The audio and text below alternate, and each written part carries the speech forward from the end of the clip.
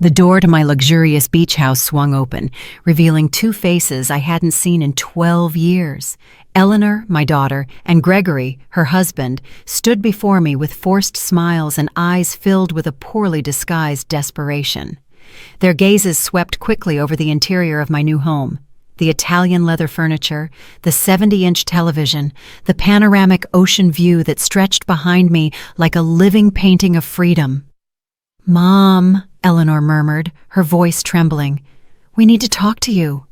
For 12 long years, these two human beings had erased me from their lives as if I had never existed. 12 years without a phone call, without a Christmas invitation, without ever meeting my own grandchildren. And now, after I had bought this multi-million-dollar house in cash, they appeared on my doorstep like ghosts from the past, returning only when they caught the scent of money. I watched them in silence, noting every detail of their worn-out appearance. Gregory tried to peek over my shoulder to see more of the interior of my seaside sanctuary.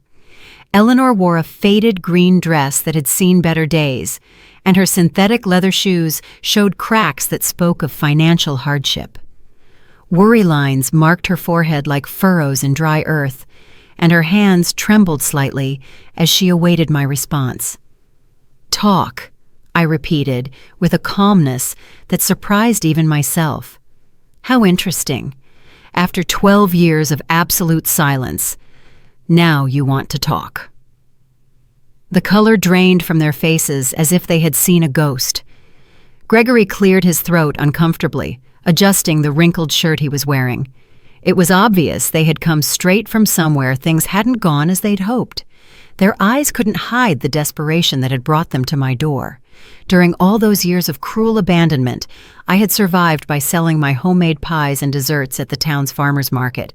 Every Sunday, while they were probably enjoying lavish family gatherings at expensive restaurants, I was standing under the relentless sun, smiling at strangers who appreciated my baking more than my own blood. My hands had grown rough from the constant work. My back had stooped from carrying heavy baskets filled with sweet hopes. But my pride never completely broke. The aroma of freshly baked desserts still lived in my most cherished memories. Finely ground cinnamon, pure vanilla extract, toasted coconut, browned to the perfect color. Flavors that once filled my home when Eleanor was little and called me the best cook in the whole wide world. Those golden days seemed to belong to another life, to another woman who naively believed that family love was unconditional and eternal. The transformation had begun gradually after Eleanor met Gregory at that company party where she worked as a secretary. At first, he was all charm and calculated courtesy. He would call me his dear mother-in-law, with that smile that never reached his eyes, and praise my Christmas casseroles while secretly planning how to distance Eleanor from my influence. But little by little, I began to notice the subtle changes that seeped into our relationship like a slow poison. When Eleanor mentioned visiting me on weekends, he always had a work emergency that required his immediate attention. When I called in the afternoons to hear her voice, he would answer the phone with an annoyed tone and promise that Eleanor would call me back, which never happened. Messages were mysteriously lost, invitations misplaced, and plans canceled at the last minute for increasingly far-fetched reasons. The exclusions began as accidental oversights that hurt, but which I could forgive. Eleanor's graduation from her MBA program. "Oh, Mom, we thought you already had other, more important plans." The baby shower for her first daughter, my granddaughter, whom I never met. It was something very intimate, just her closest friends from college. That same granddaughter's first communion. "We completely forgot to tell you. Everything was so rushed. You know how these things are." Each excuse stabbed my heart like a dagger wrapped in gift paper with golden bows. I would smile, nod my head, and pretend to understand their reasons perfectly. "Don't worry, my love, next time will be different." But next time never came, and my phone remained as silent as a tomb in the cemetery where my husband rested. The nights grew longer, the Sundays emptier. I cooked for one, talked to the photographs on the walls, and celebrated my birthdays with a single lonely candle stuck in a small cake I bought from Mr. Peterson's bakery. He always asked about Eleanor, and I always responded with the same lie. She's very busy with her new life, you know how it is. But now, standing on the threshold of my dream house, with the ocean whispering secrets behind me and the salty scent of the sea filling my lungs, I saw them for who they really were. I invited them in with an elegant wave of my hand, watching as their eyes widened at the sight of the luxury that now surrounded me. The Italian marble floor gleamed under the natural light, pouring in through the enormous windows, reflecting their small, nervous figures.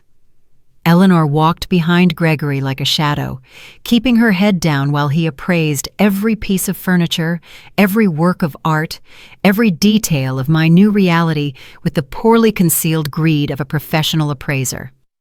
"Sit down," I said, gesturing to the cream-colored leather sofa that had cost more money than they had seen together in years. "I suppose after so much time, you have a lot to tell me." Gregory cleared his throat, adopting that important man posture he always used when he wanted to impress someone. "Annabelle, we know it's been a few years since we've spoken, but 12 years, I interrupted him with a firm voice. "Not a few years, 12 exact years since you decided I didn't exist." Eleanor finally looked up, and I could see tears welling in her eyes, but they no longer moved me as they once had. I had cried too many nights alone to allow her calculated tears to manipulate me now. "Mom, it wasn't our intention. Things got complicated.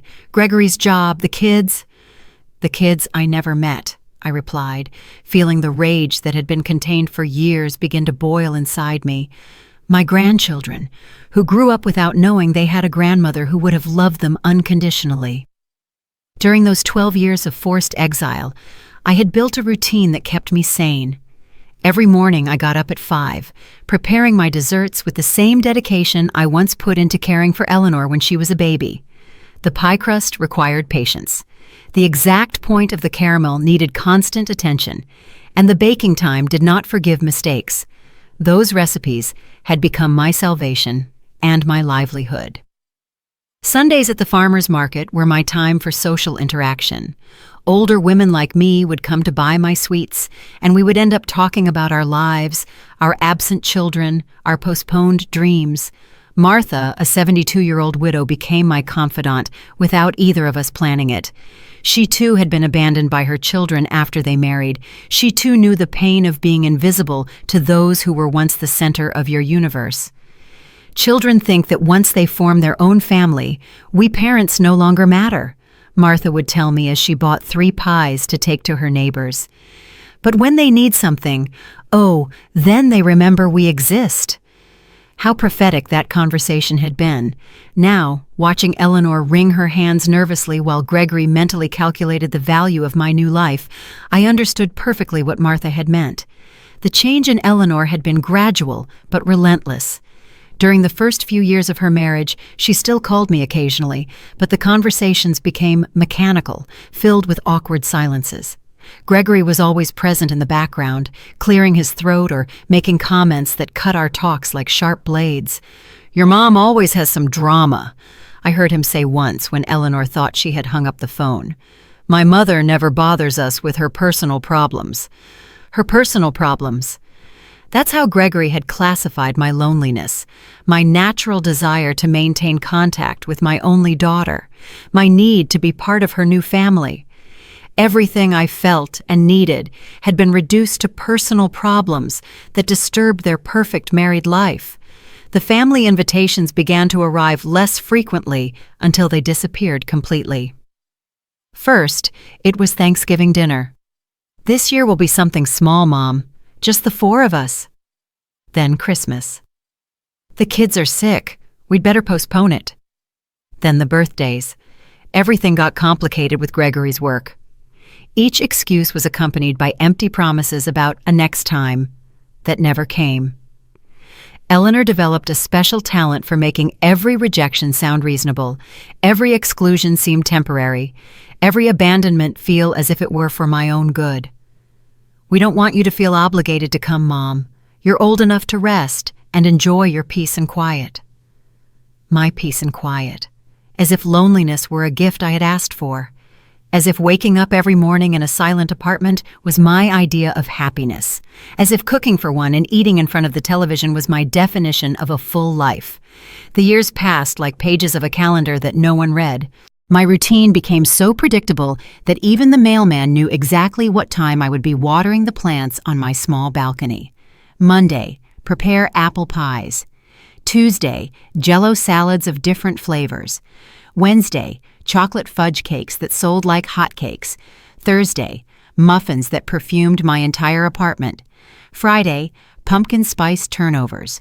Saturday, prepare everything for market day. Sunday, the market, the ladies, the conversations that temporarily filled the void in my chest. But there were also moments of such profound loneliness that I thought I would drown in it.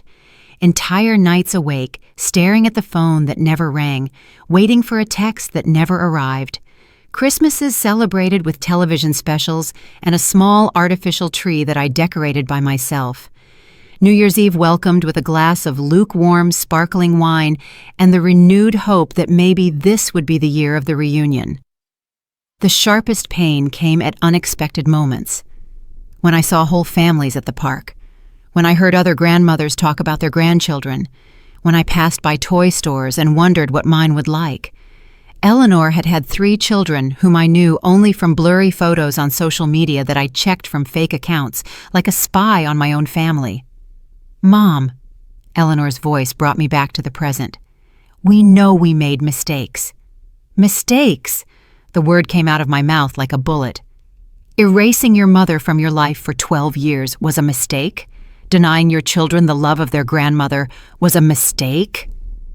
Gregory shifted uncomfortably in his seat, finally understanding that this conversation was not going to unfold as he had planned. His eyes continued to scan my living room, calculating, evaluating, planning his next move like the expert manipulator he had always been. They weren't mistakes, I continued, feeling the truth pour from my throat like hot lava after years of being contained. They were conscious, calculated, cruel decisions. You chose to erase me from your lives as if I were an old piece of furniture that was no longer useful to you. Eleanor began to sob, but her tears no longer had the power to disarm me as they once had. I had cried alone for too many nights, wondering what I had done wrong, how I had failed as a mother, why my unconditional love had not been enough to keep my family together. Mom, please, let us explain. Eleanor tried between sobs. Explain what? My voice rose without my being able to control it. Are you going to explain to me why I didn't know my granddaughter when she took her first steps? Why I wasn't there when my grandson lost his first tooth? Why I spent 12 Christmases cooking for no one while you built family memories without me? Gregory finally spoke, using that condescending tone he had perfected over the years. Annabelle, we understand that you feel hurt. But families sometimes need space to grow. It was nothing personal against you. The laugh that escaped my throat sounded so bitter that even I was surprised. Nothing personal, Gregory? You turned my daughter into a stranger. You planted poison in her heart against me. You decided that I had no place in the life you were building. I remembered with painful clarity the day Eleanor communicated her final decision to me. It was a rainy Tuesday in October, exactly 12 years ago. She arrived at my apartment with an expression I had never seen on her face before. Cold, distant, as if she were fulfilling an unpleasant obligation. Mom, Gregory and I have been talking, she began, without even accepting the coffee I had prepared for her as always. We think it's better if you have less contact with us for a while. Less contact? I asked, feeling the world sway beneath my feet. What does that mean? It means you are no longer welcome in our house. It means we no longer want you to call constantly. It means we need space to be a family without external interference. External interference. That's what my own daughter had called me. As if I were a meddling neighbor, a stranger who interfered in matters that did not concern her. Not her mother, who had carried her for 9 months in her womb, who had spent sleepless nights when she had a fever, who had worked double shifts to pay for her college. Eleanor, I don't understand what I've done wrong, how I've failed you. My voice broke, but she remained impassive. It's not about what you've done wrong, Mom. It's about what's best for my marriage and my children. Gregory needs to know that I put our nuclear family first, before anyone else. Anyone else? That's what I was to my daughter. Anyone else. But Eleanor, I'm your mother. I'm your children's grandmother. I'm not a stranger who threatens your marriage. Gregory says that mothers-in-law always cause problems in young marriages. He says it's better to establish clear boundaries from the beginning. Gregory says, Gregory thinks, Gregory needs. At some point, my daughter's voice had become an echo of his. Her thoughts had been replaced by his. Her heart had been reprogrammed to beat to the rhythm he set. And what about what you say, Eleanor? What about what you think? What about your heart? She remained silent for long minutes, and for a moment I thought the daughter I had raised with so much love would return to me. But when she spoke, her voice sounded hollow, rehearsed, as if she were reciting lines from a play. I think Gregory is right. I think it's for the best, for everyone, including you, Mom. You can have your own life without worrying about us. That was the last real conversation we had. After that day, Eleanor became a ghost who occasionally sent me cold, superficial text messages. Hope you're well, Mom. Happy birthday. Happy New Year. Automatic messages, without soul, without love, like the ones a company sends to its customers. The first few months after that breakup were the darkest of my life. I lost weight. I lost sleep. I lost hope. Every morning I woke up hoping it was a nightmare, that Eleanor would call to apologize, that everything would go back to the way it was. But the phone remained silent, and reality grew heavier each day. It was Martha who saved me from sinking completely into depression. She appeared at my door one Sunday morning when I had been in bed for 3 days, without showering, without eating more than saltine crackers and iced tea. Annabelle, get up. You have 2 choices. You can stay here dying in life for a daughter who doesn't deserve you, or you can build a new life that is worthy of you. Her words sounded harsh, but they had the force of truth. That afternoon she helped me clean my apartment, organize my recipes, and plan my new dessert business. If you're going to suffer, she told me as we beat the first batch of pie filling in months, do it while you're doing something productive. And so my new life began. Slowly, painfully, but with determination. Every pie I sold was a step toward emotional independence. Every satisfied customer was a small personal victory. Every dollar I earned was proof that I had value, even if my own daughter didn't see it. Sundays at the market became my weekly therapy. The ladies who bought my desserts became my new chosen family. We shared stories of ungrateful children, of marriages that divided families, of the loneliness of being a mother in a society that discards you when you are no longer useful. My son tells me I'm too dramatic when I complain that he doesn't visit, a lady named Joanna told me while trying my mango jello. But it's not drama, it's real pain. It's the basic human need to feel loved and valued by those you brought into the world. Now, sitting in my living room, which cost more than everything Eleanor and Gregory owned together, I remembered every tear, every sleepless night, every lonely birthday, and I saw them there, small and desperate, looking for something from me after having turned their backs on me for more than a decade. So, after 12 years of silence, I said with a controlled voice, "What exactly brings you to my door?" Gregory and Eleanor exchanged a meaningful look. Finally, he cleared his throat again. "Annabelle, the truth is, we're going through a very difficult time." "A very difficult time." I repeated his words slowly, savoring the irony as if it were bitter honey. What an extraordinary coincidence that you come looking for me just when you have problems, after 12 years of considering my existence irrelevant to your perfect lives. Gregory shifted uncomfortably on the sofa, clearly preparing the speech he had rehearsed during the drive to my house. His eyes avoided mine as he formulated the words he thought would soften my heart. "The construction company went bankrupt 6 months ago," he finally confessed. "We lost all our savings. The house is in foreclosure. Eleanor had to quit her job to take care of the kids because we can't afford daycare. We're living with my parents, but they have financial problems too. Eleanor nodded desperately, as if confirming their misfortune would automatically generate my compassion. Mom, the kids ask why they don't have their own room, why Dad is always angry, why Mom cries at night. We don't know what to do. Ah, I said, leaning back in my Italian leather armchair. So now I'm useful. Now I exist. Now I'm part of the family. How convenient. During those 12 years of ostracism, I had developed a special ability to read between the lines, to detect emotional manipulation, to protect myself from people who only approached when they needed something. The ladies at the market had taught me that children often return to their parents when life hits them, not out of genuine love, but out of pure convenience. "It's not like that, Mom," Eleanor protested, her voice breaking. I've always loved you. I've always thought of you. It was just that the circumstances, I interrupted her with a smile that didn't reach my eyes. Let's talk about circumstances, Eleanor.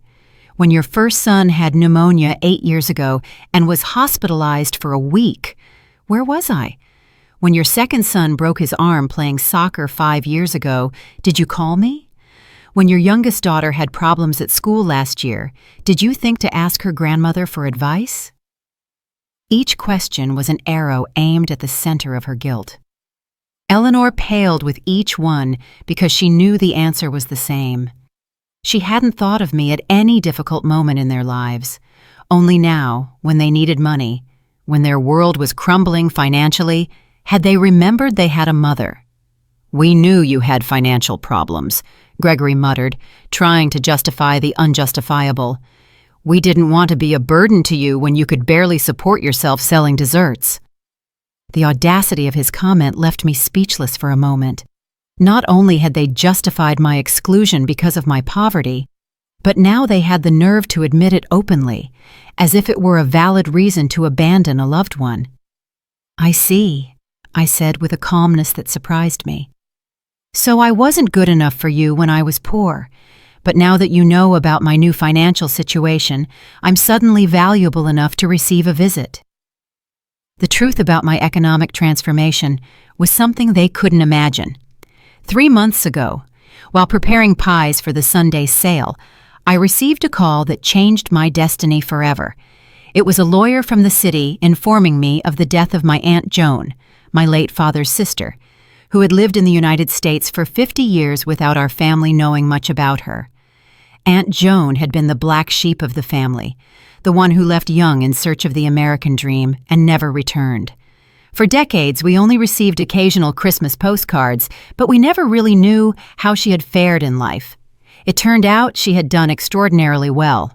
The inheritance included a house in Los Angeles that sold for $1.5 million, bank accounts with another $500,000, and several investments totaling another $2 million. Overnight, I went from counting pennies to buy ingredients for my desserts to having more money than I had ever dreamed of possessing. But the most important thing about that inheritance wasn't the money. It was the letter Aunt Joan had left specifically for me. In that letter, she told me how she had followed my life through social media, how she had seen my loneliness, my family's abandonment, my daily struggle to survive. She explained that she had decided to leave me everything because she recognized in me the same strong woman she had been, someone who had been underestimated and abandoned by her family, but who had never given up. "Annabelle," the letter said in the shaky handwriting of a 92-year-old woman, "I have seen how your daughter has treated you. I have seen your dignity in loneliness. This money is for you to live your final years as the queen you always were, not as the beggar they wanted you to be." With that inheritance, I bought this house by the sea, a place where I could wake up every morning listening to the waves and breathing fresh air, free from painful memories and toxic people. For the first time in 12 years, I slept in complete peace. "Mom," Eleanor tried to approach me, but I raised my hand to stop her. "I know we made terrible mistakes. I know we hurt you in unforgivable ways, but we're family. Blood." "Blood," I interrupted with a bitter laugh. Eleanor, blood means nothing without respect, without love, without consideration. You turned our family connection into a wet piece of paper that you threw in the trash when it no longer suited you. Gregory leaned forward, adopting a posture of calculated vulnerability that he had probably practiced in front of the mirror. Annabelle, we understand your pain, we understand your anger, but the children are innocent in all of this. They don't deserve to suffer for our mistakes. There it was, the card he had saved for last. The children, my unknown grandchildren, the most powerful emotional manipulation they had in their arsenal. They knew that mentioning the little ones could soften my heart, hardened by years of neglect. The children? I asked, feeling a mixture of pain and rage stir in my chest. The same children who grew up without knowing they had a grandmother who would have loved them unconditionally? The same children who were denied the love, wisdom, and care of their grandmother for all these years? Eleanor began to sob again, but this time her tears seemed genuine, heavy with the weight of real guilt. Mom, we didn't think about the long-term consequences. Gregory said it was better for the marriage, that mothers-in-law always caused problems. Gregory said, I repeated, looking directly at the man who had orchestrated the destruction of my relationship with my daughter. Gregory thought, Gregory decided. And where was your own voice, Eleanor? Where was your own heart? My voice got lost somewhere between the promises of a perfect marriage and the fear of contradicting my husband, Eleanor admitted, with an honesty that momentarily disarmed me. But Mom, now I realize everything we lost. The kids ask why they don't have a grandmother because their friends talk about their grandmothers, and they don't know any. Her words were daggers straight to the heart, but I had learned not to let pain cloud my judgment. For 12 years I had fantasized about this moment, Eleanor's return, the acknowledgement of her mistake, the chance to meet my grandchildren. But now that it was happening, I realized it was coming too late, and for the wrong reasons. Do you know how many of my grandchildren's birthdays I missed while you were building your perfect family without external interference? I asked, my voice hardening with each word. Do you know how many nights I stayed awake imagining what their voices, their laughs, their personalities would be like? Do you know how many toys I bought and stored in a box, waiting for a day that never came? Gregory shifted nervously, clearly uncomfortable with the direction the conversation was taking. His plan of emotional softening wasn't working as he had hoped, and I could see him mentally calculating his next manipulative move. Annabelle, we understand you're hurt, he intervened with that condescending voice he had perfected over the years. But now we can change all that. The children can meet you, they can spend time with you. We can be a family again. A family, I repeated, savoring the irony of his words. You mean the kind of family where the grandmother is welcome only when she has money to solve the problems of irresponsible adults? The house filled with a tense silence. Through the large windows, I could see the ocean waves breaking against the rocks, a constant reminder of my new freedom and my hard-won independence. This place represented everything I had achieved without them, everything I had built from the ashes of my abandonment. During these 3 months living by the sea, I had developed a completely new routine. I woke up each morning to the sound of seagulls, not to the silent cry of loneliness. I prepared my coffee in a kitchen equipped with the best appliances, not in the small space where I used to count every penny for basic ingredients. I walked along the beach at sunset, feeling the sand between my toes and the salty wind in my hair, free from the emotional heaviness I had carried for years. I had also started helping other older women who, like me, had been abandoned by their families. Martha had moved into an apartment near my house, and together we had created a small support group for ladies in similar situations. On Wednesday afternoons, we would gather in my living room to share stories, emotional survival strategies, and of course, my homemade desserts. Freedom, Martha had told me during one of those meetings, is realizing that you don't need the approval of those who hurt you to be happy. Her words had resonated in my heart like a bell of truth.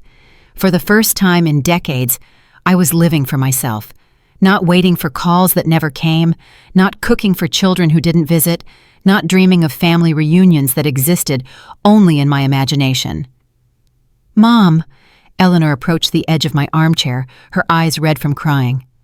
"I know I don't deserve your forgiveness. I know I don't deserve a second chance, but I swear on my children that if you help us now, things will be different. I will be different." "Different how?" I asked, keeping my voice cold and controlled. "Different until you solve your financial problems and don't need me anymore? Different until Gregory decides again that I'm an interference in his perfect marriage?" Gregory stood up abruptly, finally showing his true nature when he realized his manipulation strategy wasn't working. "Look, Annabelle, I understand you have resentments, but the reality is that we all make mistakes in families. The important thing is to move on, not to get stuck in the past." His comment was like a slap in the face. After 12 years of deliberate abandonment, he had the audacity to minimize my pain as getting stuck in the past, as if my suffering were a whimsical choice rather than a direct consequence of their cruel actions. "Move on." I stood up from my armchair, feeling all my dignity rise like a steel tower. "Gregory, I have already moved on. I built a new life without you. I found peace without your presence. I discovered my worth without your validation." Eleanor covered her face with her hands, sobbing with a desperation that would have broken my heart years ago. But the heart they had known had died slowly over 12 years of indifference and had been reborn as something stronger, wiser, more selective with its love. "You don't understand, do you?" I continued, walking toward the window, overlooking the ocean. "You came here expecting to find the same broken woman you abandoned 12 years ago. You expected to find someone so desperate for family love that she would be willing to pay any price for a few crumbs of affection." The truth was that during the first few years after their abandonment, I would indeed have been willing to pay any price. I would have mortgaged my soul for a phone call from Eleanor. I would have sold everything I owned for an afternoon with my grandchildren. I would have begged for forgiveness for offenses I never committed just to be part of their lives again. But time and pain had taught me valuable lessons about self-love and personal dignity. The afternoons with Martha and the other ladies had shown me that family abandonment was more common than I thought, and that surviving it was not only possible, but could be the beginning of a more authentic and satisfying life. For years I blamed myself, I confessed, still looking out at the ocean. I thought I had failed as a mother, that I had been too meddlesome, too present, too loving. I tortured myself looking for the exact moment I lost my daughter. I turned to face them directly, and I could see how my words were affecting them in different ways. Eleanor seemed genuinely devastated, as if she were finally understanding the magnitude of the damage they had caused. Gregory, on the other hand, showed signs of impatience and frustration, clearly calculating whether it was worth continuing with this strategy or if he should try a different approach. "But eventually I understood the truth," I continued. "I didn't lose my daughter because of something I did wrong. I lost her because she chose a man who considered having a present mother-in-law a threat to his fragile masculinity. I lost her because she valued her husband's approval more than her mother's love." Eleanor stood up, swaying as if my words were physical blows. "Mom, it's not like that. I never stopped loving you. I just got confused. Gregory made me believe it was for the best for everyone." "Gregory manipulated you," I corrected her, "but you allowed him to do it. You chose to believe his lies because they were more comfortable than defending your mother. You preferred the artificial peace of a controlling marriage over the discomfort of setting healthy boundaries with your husband." The silence that followed my words was deafening. I could hear the ticking of the wall clock, the distant sound of the waves, Eleanor's agitated breathing. Gregory had adopted that rigid posture he used when he felt cornered, preparing to counterattack or to retreat strategically. "So what do you want from us?" Gregory finally asked, abandoning any pretense of remorse or vulnerability. "Do you want us to grovel? Do you want to humiliate us as revenge for the past?" His question revealed exactly what I had expected. For him, it wasn't about repairing emotional damage or rebuilding family relationships. It was a transaction, a negotiation, where he expected to pay the minimum price necessary to obtain the maximum financial benefit. "I don't want your humiliation, Gregory," I replied with a serenity that surprised me. "What I want is something you probably can't give: genuine respect, unconditional love, and the acknowledgement that you spent 12 years treating me like I was garbage." Eleanor rose from the sofa with trembling movements, approaching me with her hands extended as if she wanted to touch me, but didn't dare. "Mom, I can give you that. I do recognize all the harm we did to you. I've spent these last few months awake at night, remembering every cruel moment, every call I didn't return, every invitation I never sent." "These last few months," I interrupted, noticing the specificity of her confession. "What happened exactly 3 months ago that made you remember you had an abandoned mother?" The color drained from her face, as if she had been caught in a lie. Gregory shot her a warning look, but it was too late.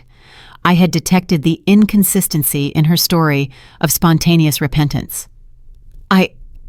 We, Eleanor stammered, desperately searching for the right words. "You found out about my inheritance." I completed the sentence for her, feeling all the pieces of the puzzle fall perfectly into place.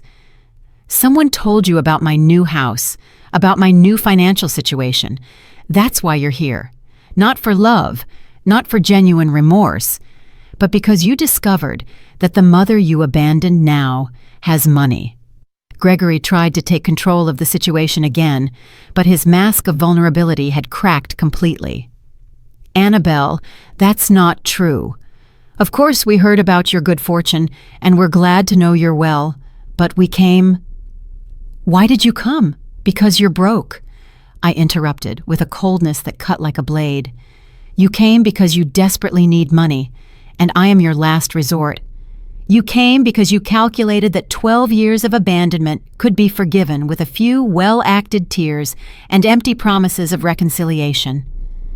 The truth about how they had found out about my new situation had come to me the week before through Martha.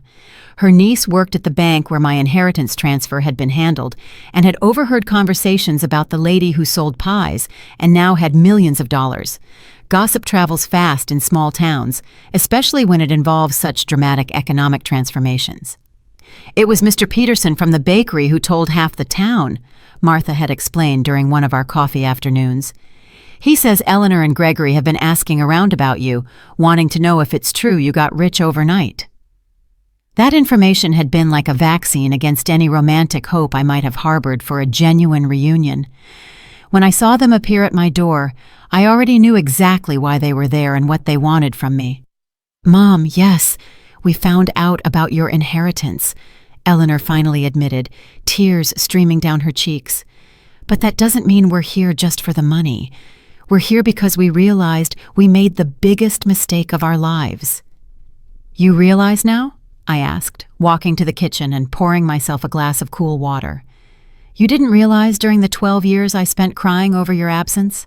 You didn't realize when I spent 3 consecutive Christmases in the hospital with pneumonia because loneliness had weakened my immune system? You didn't realize when I had to sell my wedding jewelry to pay for medication?" Each revelation was a bomb that exploded in the tense silence of my living room. Eleanor knew nothing about my illnesses, my financial crises, the nights I had considered it would be easier to simply not wake up the next day. To her, I had existed in a time bubble, frozen at the moment of her departure, patiently awaiting her eventual return. "We didn't know," Eleanor murmured, but her excuse sounded hollow even to herself. "You didn't know because you never asked," I corrected her. "For 12 years you could have picked up the phone just once to find out how your mother was. You could have sent a text message asking if I needed anything. You could have stopped by my apartment to check if I was still alive." Gregory stood up abruptly, clearly frustrated that his plan of emotional manipulation was not yielding the expected results. "All right, Annabelle, we get it, you're angry. But we're here now. We're here asking for forgiveness, wanting to fix things. Doesn't that count for something?" His question revealed the depth of his misunderstanding of the damage they had caused. For him, forgiveness was something that could be obtained by simply showing up and apologizing, as if 12 years of emotional abandonment could be erased with one uncomfortable conversation. What counts, Gregory, is the moment you decided to come. You didn't come when I needed you. You came when you need me. I walked over to the window overlooking the backyard, where I had planted red roses that were blooming beautifully under the coastal sun. Those roses represented my rebirth, my ability to create beauty even after being cruelly pruned by those who were supposed to care for me. For all these years, I continued without turning to look at them, I developed a very simple philosophy about human relationships. People show you who they really are through their actions, not their words. You showed me that I had no value in your lives when things were going well. Eleanor came up behind me, and I could feel her trembling presence near my shoulder. Mom, we were young, stupid, influenced by wrong ideas about marriage and family, but we've grown up, we've matured. You've gone broke, I corrected her without turning around. You haven't matured, you've gone broke, and now that you need financial help, you suddenly remember you have a mother. The silence that followed was broken by the sound of my phone. It was Martha, probably calling for our weekly gardening session. I let it go to voicemail, but her call reminded me of something important. I had a full and satisfying life without them.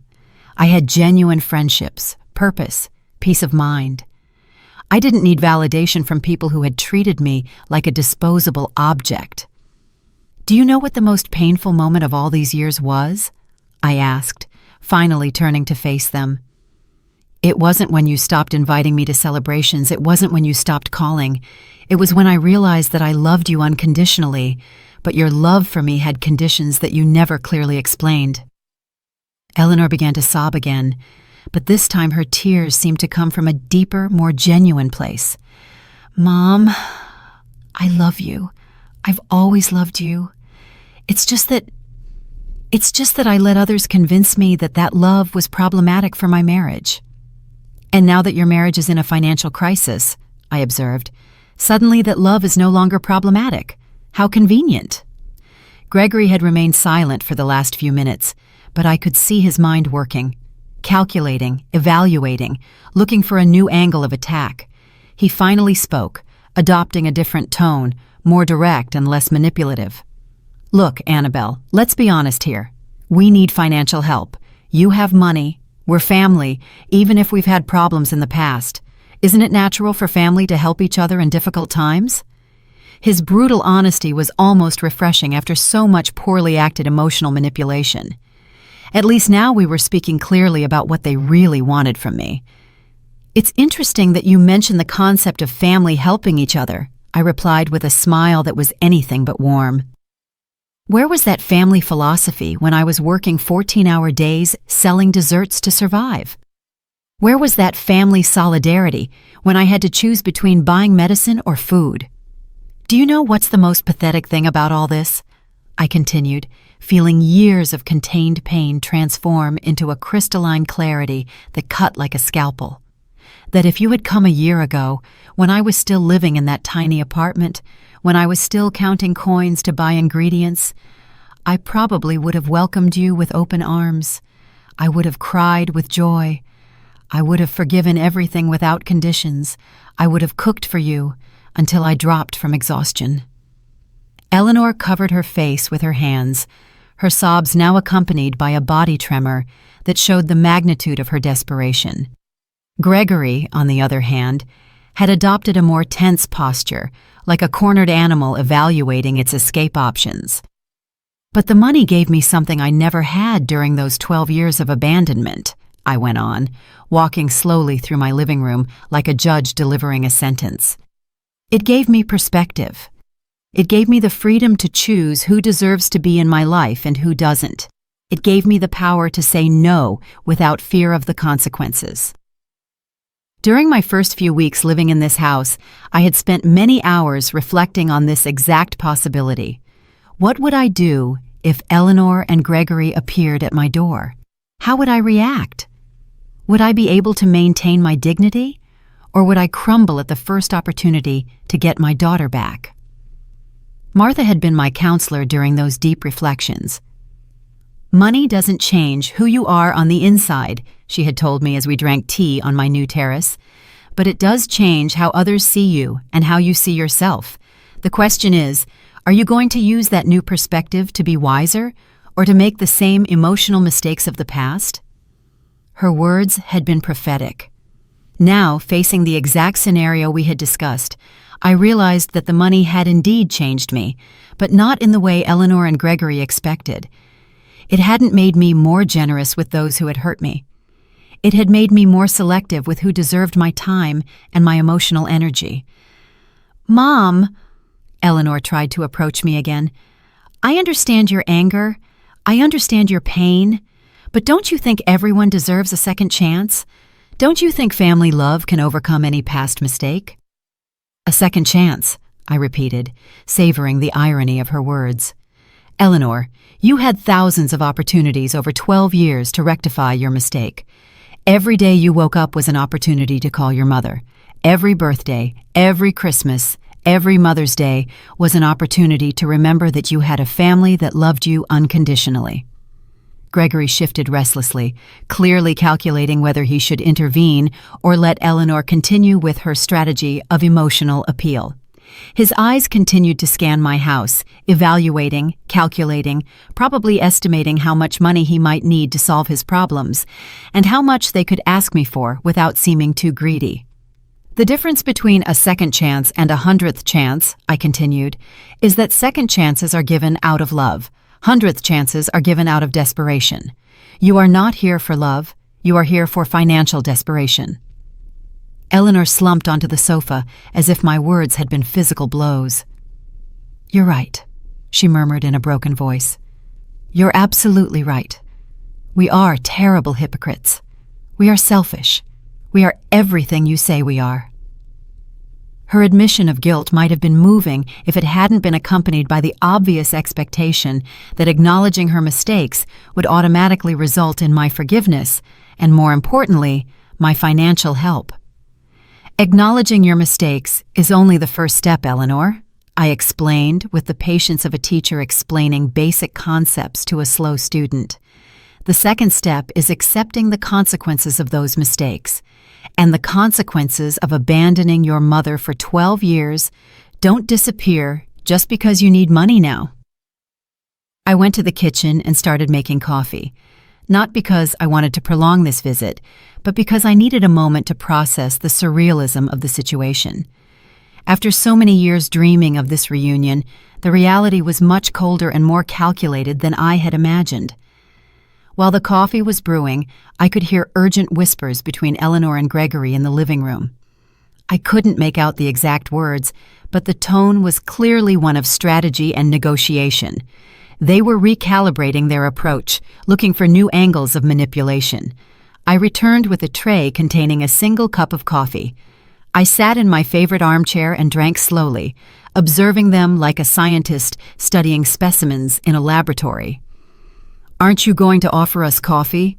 Gregory asked, clearly irritated by my lack of traditional hospitality. "No," I replied simply. "This is not a social visit. This is a negotiation. And in negotiations, hospitality implies equal positions. We are not in equal positions." Eleanor seemed genuinely hurt by my coldness, but Gregory showed an expression of reluctant respect, as if he were finally understanding that the woman in front of him was not the same one they had abandoned 12 years ago. "All right," Gregory said, adopting a more direct tone. "Let's talk clearly. We need $100,000 to save the house and start over. We know you have money. We know we're family. What do you need to hear to help us?" His question was so transactional, so devoid of genuine emotion, that it almost made me laugh. He had reduced 12 years of family abandonment to a simple business negotiation. What magic words did he need to say to access my money? "What I need to hear," I replied after a long sip of coffee, "is the truth about why you really excluded me from your lives. Not sugar-coated versions about youthful mistakes or external influences. The real truth." Eleanor and Gregory exchanged significant glances. It was clear they had prepared several versions of their story, but none had included the brutal honesty I was demanding.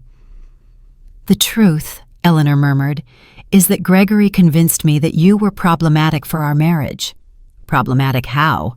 I pressed, not allowing her to hide behind euphemisms. Gregory took the floor, probably realizing that Eleanor's victim strategy wasn't working. "I thought you were too present, too opinionated. I thought you interfered in our decisions as a couple." "Interfered how?" I continued to press, determined to extract the whole truth. "You always had suggestions on how to raise the kids, on how to handle money, on where to live." Gregory admitted with an honesty that probably cost him physically. "And Eleanor always listened to you. She always considered your opinion before mine." There it was, the naked truth. Gregory had seen my maternal influence as a threat to his total control over Eleanor. He couldn't tolerate the idea of his wife having a source of wisdom and support independent of him. "So you eliminated me because I represented an alternative voice in Eleanor's life," I summarized. "You eliminated me because my unconditional love for my daughter threatened your need to be her sole source of validation and direction." The silence confirmed my analysis. Eleanor finally lifted her head. Her eyes reddened, but with an expression of belated understanding. "Mom, now I understand that Gregory is wrong. I understand that I need your voice in my life. I understand that I made the biggest mistake of my existence by choosing to please him over honoring our relationship." Her words sounded genuine, but they came 12 years too late and in the wrong context. It was easy to recognize mistakes when the consequences of those mistakes were destroying you financially. "You understand now that you need my voice in your life." I repeated her words slowly. "But you specifically need my voice to say yes to a loan of $100,000. Eleanor flinched at the surgical precision of my observation. Gregory, on the contrary, seemed irritated by my refusal to accept the narrative of repentance they had so carefully constructed. "Annabelle, enough with the psychological games," he finally exploded, showing his true personality for the first time that afternoon. "We get it, you're angry. We get it, we made mistakes. But we're here now, asking for help, willing to make amends. What more do you want?" His outburst was exactly what I had been waiting for. The moment the mask of vulnerability would fall completely and reveal the controlling, manipulative man he had always been. The same man who had convinced Eleanor that a mother's love was a threat to her marriage. "What I want, Gregory, is something you will never be able to give me," I replied with a calm that contrasted dramatically with his agitation.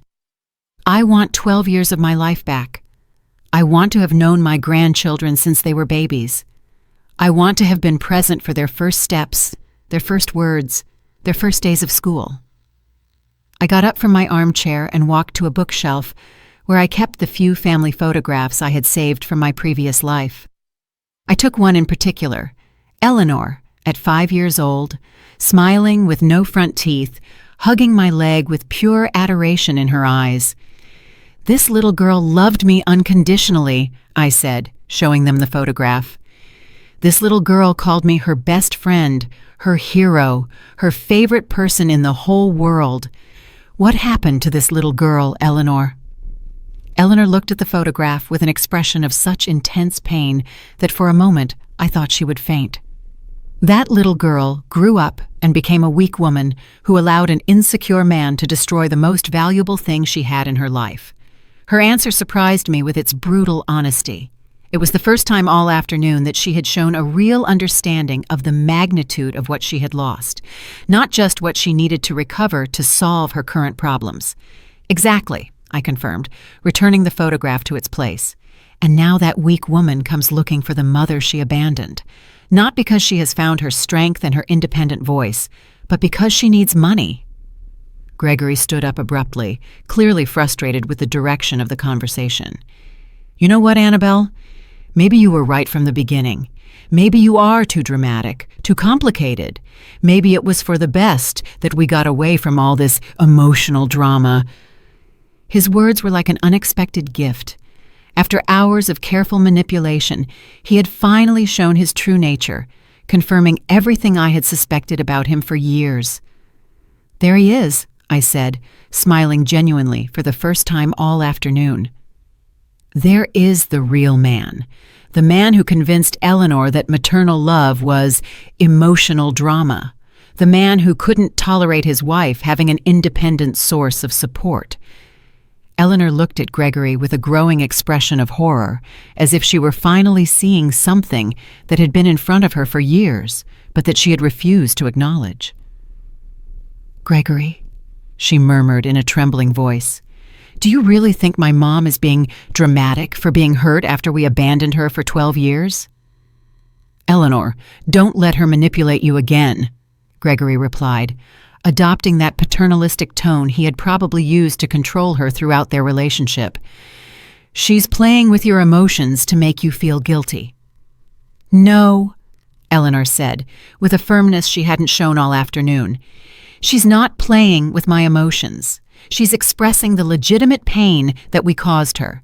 She's being honest about the consequences of our terrible actions." I watched this exchange with the interest of a spectator watching a play I knew by heart. It was fascinating to see how financial desperation had begun to crack the power dynamic that Gregory had so carefully built over the years. "Eleanor," I said softly, "do you realize that even now, in this moment of crisis, your husband is more concerned with controlling your reaction than with repairing the damage they did to me?" Eleanor turned to look at Gregory with new eyes, as if she were seeing a stranger. "You're right," she murmured. "Even now, he's more concerned with being right than with doing the right thing." "Eleanor, don't get confused," Gregory insisted, but his voice had lost the confident authority it had maintained for years. "We need to focus on solving our problems, not on relitigating the past." "Our problems," I repeated, noting the specific choice of words. "Gregory, your financial problems are not my problems. Your bankruptcy is not my responsibility. Your inability to maintain a successful business is not something I should solve." The room filled with a tense silence as my words settled into the reality of the situation. Eleanor seemed to be experiencing a sort of belated awakening, while Gregory clearly struggled between different manipulation strategies. "Besides," I continued, "even if I decided to help you financially, what guarantee would I have that you wouldn't disappear from my life again once your problems are solved?" Eleanor opened her mouth to protest, but closed it when she realized she had no convincing answer. The truth was, there was no guarantee, and everyone in that room knew it. "During these 3 months living here," I continued, "I have developed a beautiful and peaceful routine. I wake up when I want. I eat what I please. I watch the sunsets from my terrace. I read books I always wanted to read. I help other women who have gone through experiences similar to mine." I approached the window again, watching the waves that broke rhythmically against the rocks. I have discovered that peace of mind is priceless. I have learned that chosen solitude is infinitely superior to toxic company. "Mom," Eleanor came up from behind, her voice barely a whisper. "What do I have to do to earn your forgiveness? What do I have to do to win back your love?" I turned to face her, seeing in her eyes a desperation that went beyond the financial crisis. For the first time, she seemed to be understanding that she had lost something much more valuable than money or property. "Eleanor," I said with a deep sadness I hadn't expected to feel, "my forgiveness is not for sale, and my love was never lost.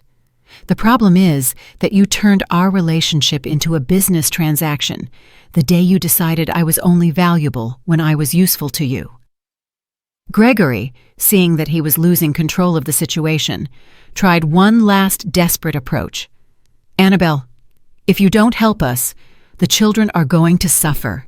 They're going to lose their home. They're going to have to change schools. They're going to live in poverty. Can you really sleep peacefully knowing that your own grandchildren are suffering?"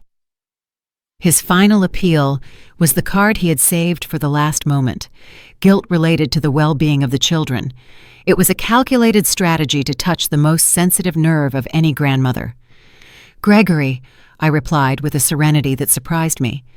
The children are going to suffer because of the irresponsible decisions of their parents, not because of my refusal to rescue them from the consequences of those decisions. You created this crisis, didn't you? Not me.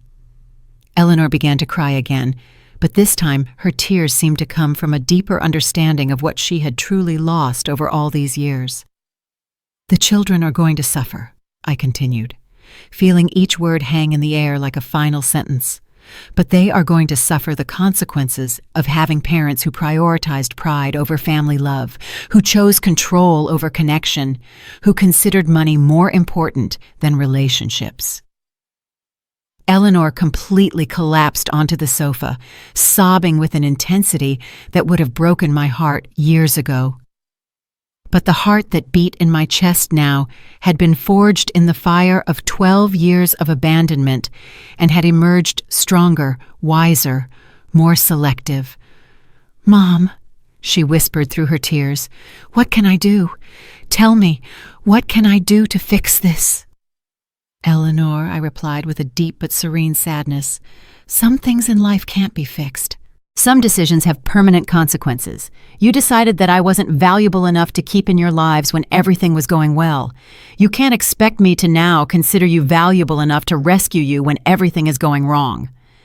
Gregory stood up with brusque movements, his frustration finally overflowing into pure anger. "You know what, Annabelle? You're right. You were a mistake from the beginning. You were a constant interference in our marriage. Eleanor is better off without your drama, without your constant need for attention, without your emotional manipulation." His words were like a final gift of clarity. After hours of masks and manipulation, he had finally shown his true essence. A man so insecure that he needed to isolate his wife from all sources of love and support to feel powerful. "Thank you, Gregory," I said with a genuine smile. "Thank you for confirming exactly who you are and why I made the right decision by not helping you." Eleanor looked at her husband with an expression of horror and belated understanding. "Gregory, did you really just call my mother's legitimate pain drama? Did you really just confirm that you manipulated me to push her away?" "Eleanor, don't let her confuse you with her mind games," Gregory insisted, but his voice had lost all authority. "We need that money. We need to save our family." "Our family," I repeated, walking toward the front door, "was destroyed 12 years ago when you decided that a loving mother-in-law was more dangerous than emotional bankruptcy. Now you are reaping what you sowed." Eleanor stood up, staggering, following me to the door with uncertain steps. "Mom, please, I swear if you help us now, everything will be different. I will be different. I will set boundaries with Gregory. I will defend our relationship."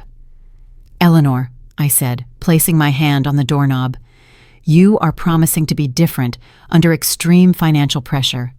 You are promising changes you haven't managed to make in 12 years of marriage. Why should I believe that this crisis will magically turn you into better people?"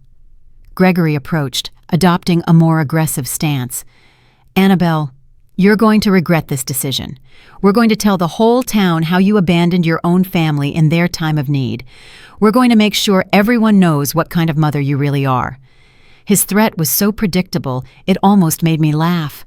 It was the last desperate card of a manipulator who had lost all his power, the threat of destroying my social reputation. "Gregory," I replied with a calm that visibly disarmed him, "the town already knows exactly what kind of mother I am. They know that for 12 years I worked to the point of exhaustion selling desserts to survive. They know I never spoke ill of you despite your abandonment. They know I maintained my dignity even in poverty." I opened the door wide, feeling the sea breeze fill my home with fresh, purifying air. What they are going to discover now is what kind of children and son-in-law you are. They are going to discover how you treated a loving mother for 12 years and how you only showed up at her door when you needed money. Eleanor stopped at the threshold, turning to look at me one last time. In her eyes, I saw something I hadn't seen in years. Respect. Respect mixed with pain, with regret, with a belated understanding of what she had lost. "Mom," she murmured, "I hope one day you can forgive us. I hope one day we can find a way to heal all this damage." "Eleanor," I replied, with a sadness that spanned decades of pain, "forgiveness is not about forgetting the past. It's about freeing yourself from the weight of resentment. I have already freed myself. What you need is not my forgiveness. It's to learn to live with the consequences of your decisions." Gregory left first, clearly furious and defeated. Eleanor followed him slowly, turning back several times as if she wanted to say something more, but the words never came. I watched them walk to their old, battered car, their small, insignificant figures against the backdrop of the infinite ocean. After 12 years, they had finally left my life in the same way they had entered it, seeking something for themselves, without offering anything genuine in return. I closed the door gently and returned to my living room, where the silence felt like a blessing. There were no shouts, no manipulation, no emotional drama, just peace. I poured myself a glass of white wine that I had been saving for a special occasion and went out to my terrace.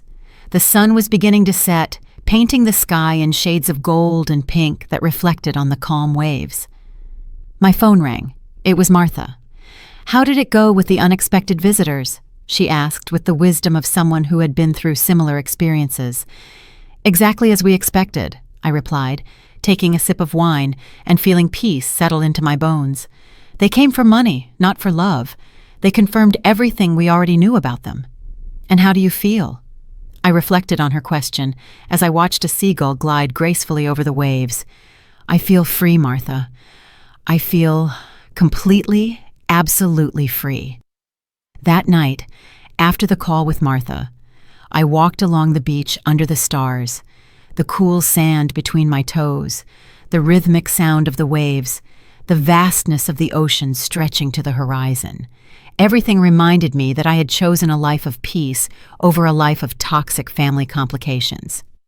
In the following days, the news of Eleanor and Gregory's visit spread through the town as I had predicted, but the reactions were the exact opposite of what Gregory had expected. The ladies at the market expressed their support, many sharing similar stories of children who only appeared when they needed money. "You did the right thing, Annabelle," Mr. Peterson from the bakery told me when I went to buy bread a week later. "A mother who respects herself teaches her children to respect her, too." 2 months later, I received a text message from Eleanor. It was simple, without manipulation, without requests. "Mom, I'm in therapy. I'm learning about toxic relationships and healthy boundaries. I hope that one day when I'm truly ready to be the daughter you deserve, you might consider getting to know me again. I love you." I didn't reply immediately. Instead, I saved the message and continued with my new life. My mornings of gardening, my afternoons helping other older women, my evenings in contemplative solitude. Maybe one day, Eleanor would truly find her independent voice. Maybe one day she would learn to set healthy boundaries with Gregory. Maybe one day we could build a relationship based on mutual respect instead of desperate need.